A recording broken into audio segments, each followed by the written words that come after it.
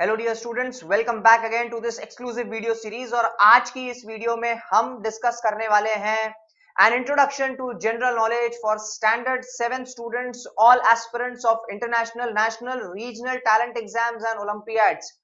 इस वीडियो में मैं आपके साथ डिस्कस करने वाला हूं the syllabus of general knowledge section for standard 7 of all talent exams and olympiads, और उसके साथ साथ एक एग्जाम्पल के तौर पे हर सेक्शन, हर चैप्टर से एक sample question. So let's start with our today's video on an introduction to general knowledge for standard 7 for all international, national and regional talent exams and Olympiad aspirants. Let's start. सबसे पहला chapter students जो इस exam के GK section में पूछा जाता है, that is plants and animals. हम सब जानते हैं दैट प्लांट्स की स्टडी को बॉटनी कहा जाता है and the study of animals is called as zoology. But उनसे जुड़े हुए बहुत से सिंपल आसान से क्वेश्चंस जनरल नॉलेज के सेक्शंस में पूछे जाते हैं। एग्जाम्पल के तौर पे अगर एक क्वेश्चन मैं आपके साथ शेयर करूं तो animals and plants have certain features which makes them to survive in a particular habitat. This is called as, आपके सामने चार ऑप्शंस दिए हुए हैं। The options are adaptation, speciation, specialization and evolution. तो अगर स्टूडेंट्स इस क्वेश्चन को आप एनालाइज करेंगे तो इसमें पूछा गया है कि एनिमल्स और प्लांट्स में एक सर्टेन फीचर रहता है जो उन्हें एक पर्टिकुलर हैबिटेट में सरवाइव करने के लिए बनाता है, उन्हें पर्टिकुलर मोल्ड करता है। उस हैबिट, इस पर्टिकुलर चीज को क्या कहते हैं? सो इसका जो करेक्ट ऑप्शन है students, the correct option is option A, adaption. Adapt, आप कहते हैं एक स्पीशीज कितना ज्यादा अडैप्ट करती है अपने आप को उस पर्टिकुलर एनवायरमेंट में और उस हैबिटेट में। सो इस क्वेश्चन का जो करेक्ट आंसर है, the correct answer is adaption. Moving ahead, जो दूसरा चैप्टर इस पर्टिकुलर सेक्शन का रहता है that is earth and its environment. हम सब जानते हैं स्टूडेंट्स की आजकल climate change, global warming, green house effect और ना जाने ऐसे कितने इंटरनेशनल इंपैक्ट के इश्यूज को डिस्कस किया जाता है डेली प्लेटफॉर्म्स के ऊपर, और उन्हीं को ध्यान में रखते हुए अर्थ एंड एनवायरमेंट के इस पर्टिकुलर चैप्टर से एक क्वेश्चन पिक होता है जनरल नॉलेज के सेक्शन में। एग्जाम्पल के तौर पे एक क्वेश्चन मैंने आपके साथ शेयर किया है, the rotation of the earth is responsible for, you have four options, change of days, change of sun's rays, change of the season and none of these. अब यहां पर स्टूडेंट्स आपको एक चीज ऑब्जर्व करनी है, यहां पर जो की वर्ड है that is rotation of the earth. Now rotation of the earth is responsible for the change of days. हम लोग जो ऑब्जर्व करते हैं डे में चेंजेस होते हैं, डे एंड नाइट जो रेगुलर ऑल्टरनेटिव वेज में आते हैं, it is because of rotation of the earth. So इसका जो करेक्ट आंसर है students that is option A, change of days.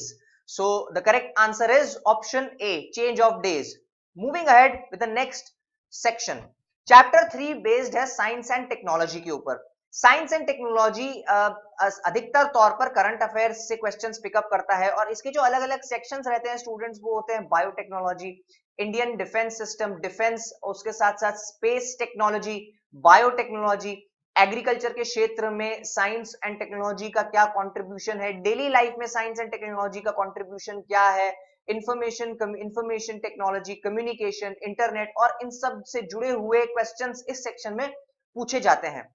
Science and technology का एक सैंपल क्वेश्चन अगर मैं आपके साथ शेयर करूं तो वो ये है, which of the following missile is not, तो यहां पर एक बहुत इंपॉर्टेंट कीवर्ड है, is not a part of India's ambitious integrated guided missile development programme. तो यहां पर बात की जा रही है इंडिया के integrated guided missile development programme की, दैट इज आईजीएमडीपी की बात की जा रही है। तो आईजीएमडीपी के बारे में स्टूडेंट्स अगर मैं आपको बताऊं तो आपको एक चीज को समझना है कि इस प्रोग्राम के अंतर्गत जिन मिसाइल्स को डेवलप किया गया था उन मिसाइल्स का नाम है पृथ्वी, देन वी हैव अग्नि, द थर्ड मिसाइल वाज त्रिशूल, फॉलोड बाय नाग एंड आकाश। तो यहां पर स्टूडेंट्स आप देख सकते हैं कि ये 5 मिसाइल्स है जिन्हें डेवलप किया गया था integrated guided missile development programme के अंतर्गत।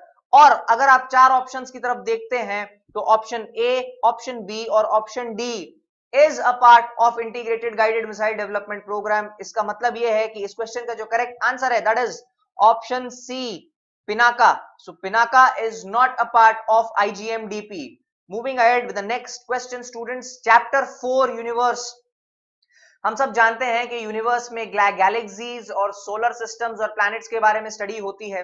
तो जितने भी एस्ट्रोनॉमी से रिलेटेड क्वेश्चंस होते हैं और एस्ट्रोनॉमी से जुड़ी हुई इन्वेंशंस और डिस्कवरीज होती हैं, वो इस सेक्शन के अंतर्गत पूछी जाती हैं. एग्जाम्पल के तौर पे एक सिंपल सा क्वेश्चन मैं अगर आपके साथ शेयर करूं तो वो कुछ इस प्रकार है कि बताइए एस्ट्रॉइड बेल्ट, काफी प्रचलित और पॉपुलर क्वेश्चन है ये, एस्ट्रॉइड बेल्ट इनमें से कौन से दो प्लैनेट्स के बीच में स्थित है. तो अगर आप सोलर सिस्टम की बात करें तो सोलर सिस्टम के जो प्लैनेट्स हैं वो कुछ इस प्रकार हैं: Mercury, Venus, Earth, Mars, Jupiter, Saturn, Uranus, Neptune और प्लूटो. अब आपको ये बताना है कि ये जो एस्ट्रॉइड बेल्ट है, ये एस्ट्रॉइड बेल्ट बेसिकली किन दो प्लैनेट्स के बीच में मौजूद है. सो इसका जो करेक्ट आंसर है स्टूडेंट्स वो ये है. The correct answer is option B, Mars and Jupiter. अगर आप पहले चार प्लैनेट्स का जिक्र करें, मर्क्यूरी, वीनस, अर्थ और मार्स, ये वाले प्लैनेट्स को कहा जाता है इनर प्लैनेट्स. व्हाई? बिकॉज ये वाले प्लैनेट्स जो हैं ये एस्ट्रॉइड बेल्ट के अंदर मौजूद हैं, एस्ट्रॉइड बेल्ट के अंदर पाए जाते हैं. तो ये जो आप देख रहे हैं ये है वो एस्ट्रॉइड बेल्ट जिसके बारे में पूछा गया है इस क्वेश्चन में. और इसके बाद जो सबसे बड़ा प्लैनेट आता है that is Jupiter. So mercury, Venus, Earth, Mars, Jupiter, Saturn, Uranus, Neptune, Pluto and so on. तो यहां पर स्टूडेंट्स आप देख सकते हैं ये है एस्ट्रॉइड बेल्ट, और ये जो एस्ट्रॉइड बेल्ट है ये आती है मार्स और जुपिटर के बीच में. तो इसका जो करेक्ट आंसर है students that is option B, Mars and Jupiter. Moving ahead with the next chapter we have section based on social studies. तो सोशल स्टडीज की अगर आप बात करें तो यहां पर आपको स्टूडेंट्स क्वेश्चन पूछे जाएंगे सभी सोशल साइंस के सब्जेक्ट से. So you have geography, history, आपको इकोनॉमी से सवाल पूछा जाता है, आपको सिविक्स में से सवाल पूछा जा सकता है. यहां पर अब आप देख सकते हैं हिस्ट्री का क्वेश्चन आप सबके साथ में शेयर किया गया और पूछा गया है आपको, which of the following dynasty was earliest to establish in Indian subcontinent. तो भारतीय उपमहाद्वीप में, हिंदुस्तान के उपमहाद्वीप में इनमें से कौन सी डायनेस्टी सबसे पहले आई थी, आपको यह बताना है. तो यहां पर अगर आप स्टूडेंट्स इन डायनेस्टीज के बारे में बात करेंगे तो ऑप्शन ए और ऑप्शन बी बेसिकली दिल्ली सल्तनत की डायनेस्टीज हैं, और मुगल्स जो थे वो दिल्ली सल्तनत के बाद आए थे. तो ऑप्शन सी बिल्कुल भी नहीं है. जो बहामी डायनेस्टी है वो साउथ इंडिया की डायनेस्टी और वो काफी बाद आई है. तो इसका जो करेक्ट ऑप्शन होगा ना स्टूडेंट्स वो ऑप्शन ए और ऑप्शन बी में से होगा. अब अगर स्टूडेंट्स आप बात करते हैं कि ए और बी में से करेक्ट ऑप्शन कौन सा है, तो इसका जो करेक्ट ऑप्शन है स्टूडेंट्स वो ये है option A, Khilji dynasty. Khilji dynasties Lodhi's के काफी पहले आए थे. और अगर आप इन चार ऑप्शंस की बात करते हैं तो इन चार ऑप्शंस में से जो सबसे पहली डायनेस्टी थी that was Khilji dynasty of Delhi सल्तनत. सो इसका जो करेक्ट ऑप्शन है that is option A. Moving ahead with the next section, chapter 6 based होता है लैंग्वेज और लिटरेचर के ऊपर. लैंग्वेज और लिटरेचर के आधार पर इस पे क्वेश्चंस पूछे जाते हैं. हम सब जानते हैं कि भारत में इतनी सारी लैंग्वेजेस हैं, इतने सारे लिटरेचर्स हैं, बहुत सारी काफी एक्सटेंसिव लिटरेचर है हमारे देश में. तो उसके आधार पर इस सेक्शन से क्वेश्चंस पूछे जाते हैं. एग्जाम्पल के तौर पे एक बहुत ही इंटरेस्टिंग क्वेश्चंस मैं आप सबसे पूछूंगा, और वो क्वेश्चन कुछ इस प्रकार है कि बताइए हमारे भारत के देश के जो करेंसी नोट्स हैं उनके ऊपर कितनी भारतीय भाषाएं मौजूद हैं. How many languages are present on Indian currency note. So students इसका जो करेक्ट आंसर है, the correct answer is option A, 15. So आप किसी भी इंडियन करेंसी के नोट को अगर आप ऑब्जर्व करते हैं तो आप ये चीज देखेंगे, आपका ऑब्जर्वेशन रहेगा कि उस इंडियन करेंसी के ऊपर टोटल 15 इंडियन लैंग्वेजेस में डिपिक्शन दिया हुआ है. सो इसका जो करेक्ट आंसर है, the correct answer is option A, 15. Moving ahead with the next chapter और नेक्स्ट सेक्शन इज, ये सेक्शन है एंटरटेनमेंट इंडस्ट्री का. एंटरटेनमेंट से इस क्वेश्चन को पिकअप किए जाते हैं और एक क्वेश्चन आपको डेफिनेटली पूछा जाएगा इस पर्टिकुलर सेक्शन से. यहां पर एंटरटेनमेंट से जुड़े हुए, एंटरटेनमेंट इंडस्ट्री से जुड़े हुए क्वेश्चंस आपसे पूछे जाएंगे. अवार्ड्स फंक्शंस, किसे किस प्रकार का नॉमिनेशन आया है, बहुत सारे फिल्म फेस्टिवल्स होते हैं, उस आधार पर आपको क्वेश्चंस पूछे जाएंगे. एग्जाम्पल के तौर पे ये क्वेश्चन मैंने आप सबके सामने रखा है that who among the following was the earliest to win Miss World title for India?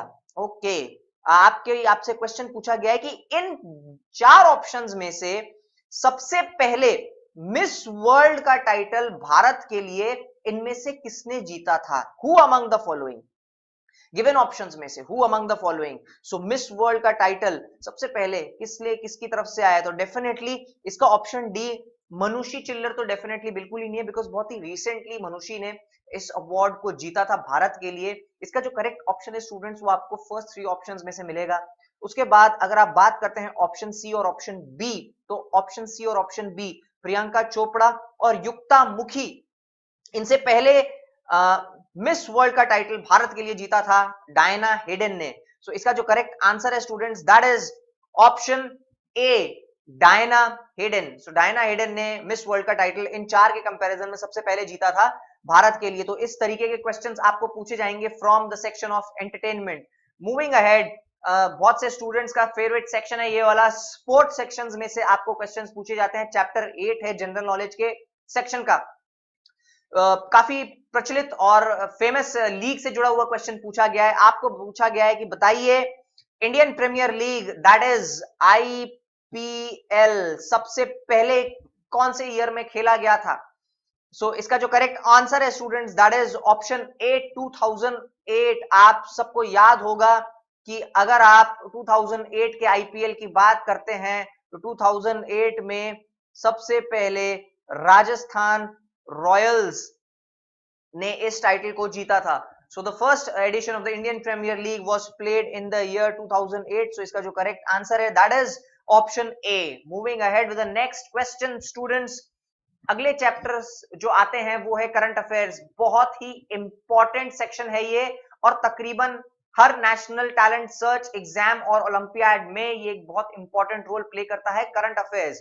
जितनी भी घटनाएं हमारे आसपास घट रही हैं, भले वो इंटरनेशनल हो, नेशनल हो, स्टेट से जुड़ी हुई हो, स्पोर्ट्स सेक्शन की हो, बिजनेस हाउसेस की हो, इकोनॉमी की हो, अवार्ड्स की हो, या पर्सनैलिटी से जुड़ी हो, करंट अफेयर्स में से बहुत सारे क्वेश्चंस को पूछा जा सकता है। उसी तरीके से एक करंट अफेयर का क्वेश्चन मैं आपके साथ डिस्कस कर रहा हूं। क्वेश्चन कुछ इस प्रकार से है, if Xi Jinping is to China, if Xi Jinping is to China, Tayyip Erdogan is related with which country? Okay, so Chinese premier Xi Jinping है, चाइना के गवर्नमेंट के जो हेड है दैट इज जी जिनपिंग। उसी तरफ से पूछा गया है टर्किश प्रेसिडेंट का जिक्र यहां पर किया गया है, तो Tayyip Erdogan is associated with option B, Turkey.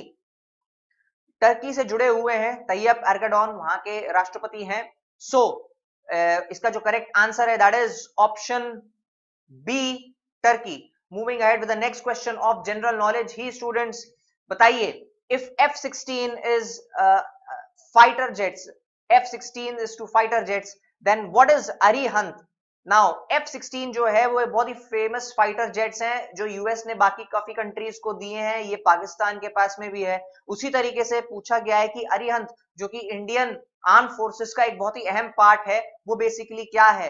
तो आपको मैं बता दूं स्टूडेंट्स, ये अरिहंत जो है this is associated with Indian navy, ये नेवी के साथ जुड़ा हुआ है। अब क्योंकि ये नेवी के साथ जुड़ा हुआ है तो definitely this is not an ICBM. ICBM stands for intercontinental ballistic missile. उसी के साथ साथ ये एयर डिफेंस सिस्टम भी नहीं है। तो अगर आप अरिहंत की बात करेंगे तो students Arihant is a nuclear powered submarine. So इसका जो करेक्ट आंसर है that is option B, nuclear powered submarine. So Arihant is a nuclear submarine. तो इस क्वेश्चन का जो करेक्ट आंसर है student that is option B. आपको ये वीडियो कैसा लगा? और भी ऐसी बहुत सारी वीडियोस के लिए हमारे साथ जुड़े रहिए, बने रहिए।